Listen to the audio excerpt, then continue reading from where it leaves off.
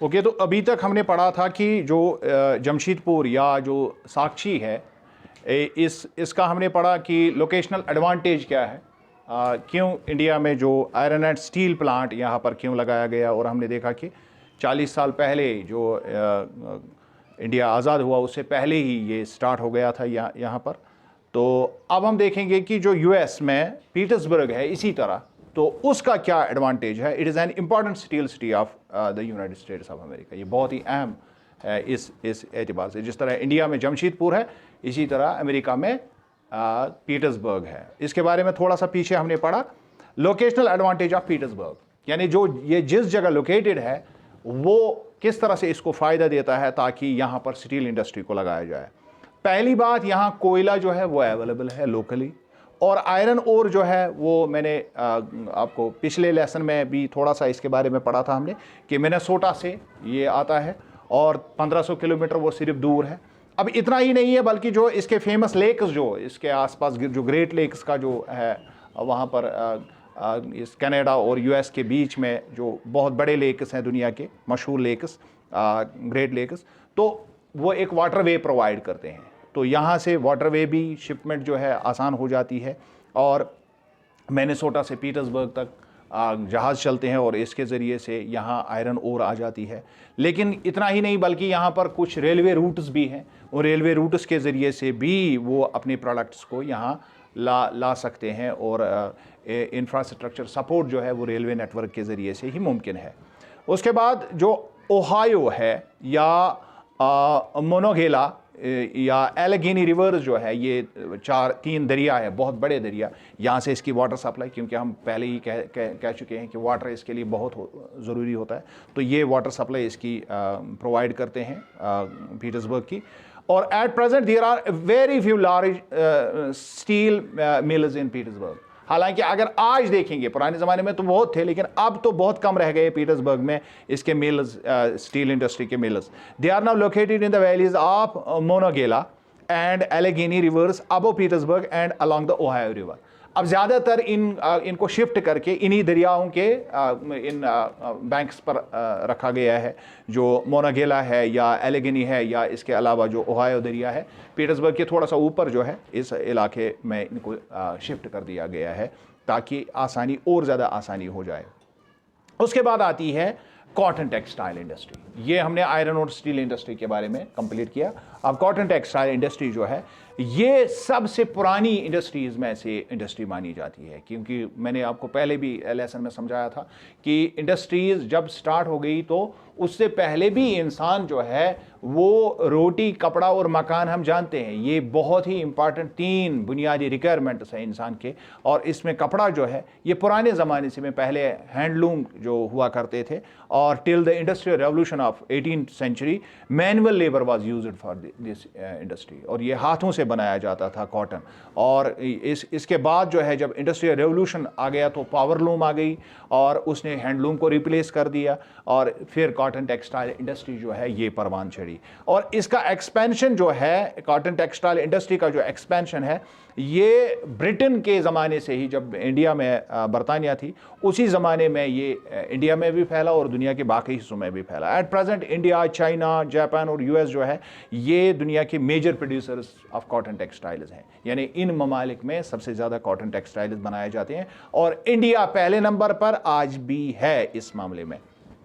Indian cotton textiles were great in demand because of their fine quality craftsmanship. पुराने ज़माने में इनकी बहुत ज़्यादा कद्र कीमत थी, और ये जो मुख्तलिफ़ किस्म के जो कपड़े थे उनके मुख्तलिफ नाम थे। एक को मुस्लिन कहा जाता था जो ढाका में बनता था। इसके अलावा जिसको आज आप कश्मीरी में हम छिट बोलते हैं, इट वाज नोन एज छेंस। तो ये छिट जो थी बहुत मशहूर थी ब्रिटेन में। ये मसूलीपट्टनम से इंडिया से जाती थी, और कैलिकोस कलकत्ता से जाता था, और गोल्ड राउड काटन जो था ये बुरहानपुर और सूरत और वडोदरा से जाता था इंडिया से। मशहूर ज़माना ये कपड़े थे, और दुनिया जो है इसके लिए बहुत ज़्यादा क्रेज़ थी दुनिया में, और जो लोग ये पहनते थे अमीर तस्वुर किए जाते थे ब्रिटेन में। और the Indian cotton textile could not compete with the machine made clothes from Britain. लेकिन फिर जब इंडस्ट्रियल रेवोल्यूशन आया तो अब जो इंडियन टेक्सटाइल जो था वो कमज़ोर हो गया। क्यों? क्योंकि जब हम मशीनों से कपड़ा देखते हैं वो सस्ता भी हो जाता है, थोड़ा सा उसकी फिनिश भी इससे अच्छी होती है, लिहाजा जो इंडिया का जो हैंडलूम था वो आहिस्ता आहिस्ता डिक्लाइन उसकी शुरू हो गई। The first successful cotton textile mill was set up in Mumbai in 1854। फिर इंडिया में भी बहुत सारे लोगों ने इसके बारे में सोचा कि अब तो हैंडलूम तो ख़त्म हो गया, पावरलूम का ही इंट्रोडक्शन किया जाए। तो मुंबई में, जिसको हम उस ज़माने में बम्बई कहते थे, 1854 में पहली कॉटन टेक्सटाइल मिल जो है वो लगाई गई। The warm and moist climate of Mumbai, proximity to port, availability of raw material and skilled labour helped in rapid expansion of this industry in the reason.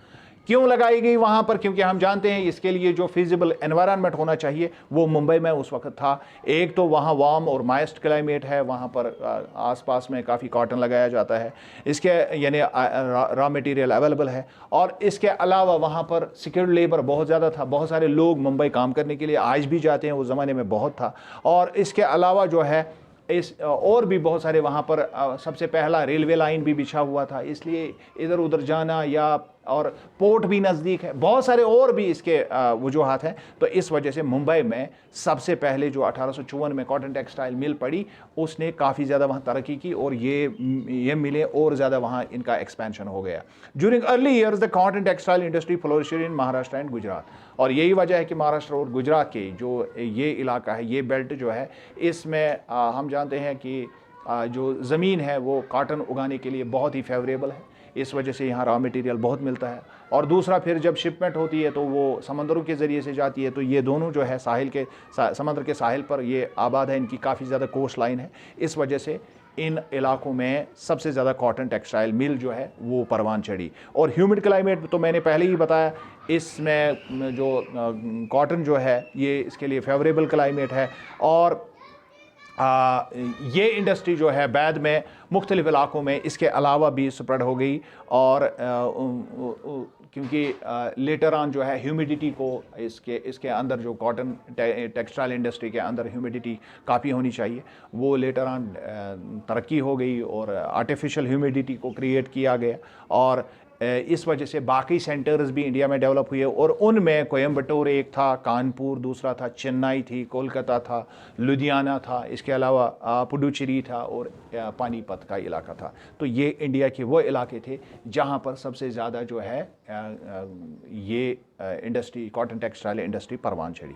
उसके बाद अब हम कॉटन टेक्सटाइल का नाम जब इंडिया में लिया जाता है तो एक बहुत बड़े शहर जो गुजरात में पाया जाता है, दैट इज कॉल्ड अहमदाबाद, ये बड़ा ही इंपॉर्टेंट है। The first cotton textile mill in Ahmedabad was set up इन 1859। 1859 में यहाँ पर हुआ, यानी मुंबई के बाद ये हुआ। Ahmedabad quickly became the second largest textile city in India. ये दूसरा बड़ा एरिया बना, एंड जो मुंबई के बाद जो है इसका नंबर आता है। Hence Ahmedabad is also known as the Manchester of India, इसलिए इसको इंडिया का मैनचेस्टर करार दिया जाता है। क्यों? क्योंकि जब आप मैनचेस्टर के बारे में देखेंगे तो वहाँ पर भी बिल्कुल वही एडवांटेजेस मैनचेस्टर को मिले हुए हैं जो अहमदाबाद को कॉटन टेक्सटाइल इंडस्ट्री के एतबार से मिले हुए हैं।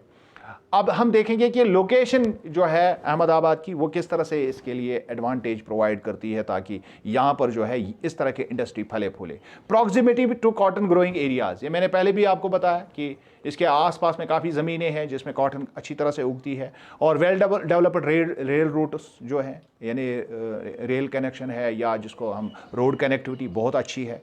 Proximity to Mumbai port, Mumbai में जो बंदरगाह थी वो भी नज़दीक में इसके पड़ती है। वार्म एंड ह्यूमिड क्लाइमेट तो पहले से ही यहाँ पर है। Flat terrain makes it easy to develop factories, और इसका जो एरिया है वो काफ़ी फ्लैट है, थोड़ा सा चटेल है, और इसमें आसानी होती है जब हम इंडस्ट्री लगाते हैं अगर हमवार ज़मीन कहीं पर मिल जाए।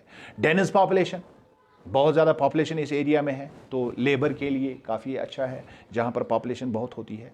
और but of late the textile mills of Ahmedabad are in decline, लेकिन अब काफ़ी अरसे से अहमदाबाद की ये जो टेक्सटाइल इंडस्ट्री है इसमें ज़वाल है, ये ज़वाल पजीर हो रही है, क्योंकि emergence of new centres and non upgradation of machineries and technology in the mills of Ahmedabad are the main reasons for this decline. उसके दो वजूहत हैं। पहला ये कि नए इलाके वजूद में आ गए, नए इलाकों में टेक्सटाइल्स के इंडस्ट्री इंडिया में लगाए गए, उससे भी अहमदाबाद पर असर पड़ा। और दूसरा ये कि इसमें जो पुरानी टेक्नोलॉजी के इंडस्ट्रीज लगी हुई हैं तो उनको अपग्रेड नहीं किया गया और नए तरह की इंडस्ट्रीज अभी कम है अहमदाबाद में, ये वजह है इसको। अब हम देखेंगे Osaka. Osaka is also known as the Manchester of Japan. Osaka को जापान का मैनचेस्टर माना जाता है। यहां भी टेक्सटाइल इंडस्ट्री जो है काफ़ी ज़्यादा फलती फूलती है और इसका लोकेशनल एडवांटेज क्या है, वो भी उसी तरह से है अगर आप देखेंगे जिस तरह से हमने अहमदाबाद का पढ़ा। Extensive plain around Osaka ensured availability of land for the growth of cotton mills. आसपास में इलाका हमवार है और वहाँ पर कॉटन जो है उसको अच्छी तरह से काश्त किया जाता है। और वार्म एंड ह्यूमिड क्लाइमेट यहाँ का भी है। रिवर योडो जो है वहाँ से वाटर सप्लाई आती है मिल्स के लिए। और इजी अवेलेबिलिटी ऑफ लेबर बहुत ज़्यादा है। और प्रॉक्सिमिटी में अब पोर्ट, चूँकि जापान जो है ये तकरीबन साहिल पर ही वाक़ है, सारा पूरा जापान जो है ये 3 जजीरों पर है ये, और इसके इर्द गिर्द काफ़ी बड़ी कोस्टल लाइन है, तो ये मसला नहीं है इनके लिए। तो एक्सपोर्ट ये काफ़ी ज़्यादा करते हैं। In modern times the cotton textile industries in Osaka have been replaced by other industries. लेकिन अब इसी तरह जिस तरह हम देखते हैं कि अहमदाबाद को अब बाकी इलाकों ने उसकी टेक्सटाइल्स को खा लिया है, इसी तरह यहाँ पर भी ओसाका में भी हो गया। हालांकि यहाँ पर जो मैनचेस्टर के बारे में बार बार कहा जा रहा था, तो अब अगर आप मैनचेस्टर की वो लाएंगे दिमाग में तो उसका भी एग्जैक्टली वही माहौल है, उसी तरह के हालात है जिस तरह अहमदाबाद और ओसाका के। Got it? तो ये हो गई लेसन कंप्लीट। चूंकि इंफॉर्मेशन टेक्नोलॉजी का पोर्शन इन्होंने इसमें से निकाल दिया है, लिहाजा इंफॉर्मेशन टेक्नोलॉजी के बारे में हम बात नहीं करेंगे। Thanks a lot. ये 10 मिनट का और वीडियो बन गया, ये ख़त्म हो गया।